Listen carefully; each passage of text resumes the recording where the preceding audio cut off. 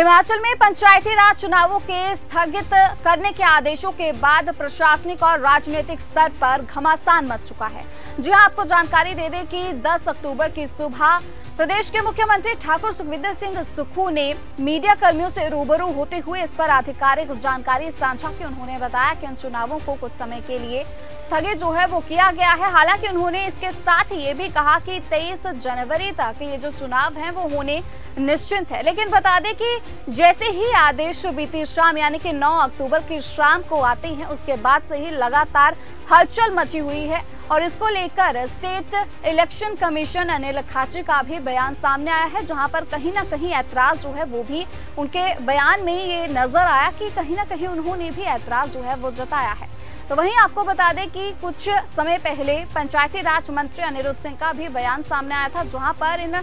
Election को लेकर, इन चुनावों को लेकर वो ताल ठोकते हुए नजर आ रहे थे। लेकिन बता दें कि जैसे ही आदेश आया कि ये जो चुनाव है इन्हें कुछ समय के लिए स्थगित किया जाएगा, विपक्ष ने वैसे ही यहाँ पर जो है वो कटाक्ष करना शुरू कर दिया, तंज कसने शुरू कर दिया। विपक्ष कहता हुआ नजर आ रहा है कि इन पंचायती राज चुनावों में सरकार को यानी कि कांग्रेस समर्थित जो कैंडिडेट्स हैं उन्हें बहुत अच्छे से पता है कि वो जीत हासिल नहीं कर सकेंगे, उन्हें हार का सामना करना पड़ेगा, जिसके चलते इन चुनावों को स्थगित किया गया है। लेकिन मुख्यमंत्री ठाकुर सुखविंदर सिंह सुक्खू ने मीडिया से रूबरू होते हुए इसके पीछे की वजह बताई है, जो कि प्राकृतिक आपदा बीते 2-2.5 महीनों से हिमाचल को तबाह कर चुकी है। उन्होंने कहा कि जो कनेक्टिविटी है उसकी वजह से लोग इन चुनावों में इतना अपना जो उत्साह है वो भी नहीं दिखा पाएंगे, साथ ही इन चुनावों में उनकी जो एक हिस्सेदारी है, भागीदारी है, वो भी सुनिश्चित नहीं कर पाएंगे। काफी लोगों के घर क्षतिग्रस्त हुए हैं, काफी लोगों को नुकसान हुआ है। इसी के बीच जो ये आपदा के बीच चुनाव करवाना कहीं ना कहीं एक सही बात नहीं है। तो मुख्यमंत्री ने जहां इस पूरे मामले को लेकर आपदा का एक वजह बताई है कि इन चुनावों को स्थगित किया जाएगा, लेकिन बता दें कि नेता विपक्ष जयराम ठाकुर की ओर से भी जो बयान सामने आया कि कहीं ना कहीं उन्होंने भी यही बात की अनुभूति जताई है कि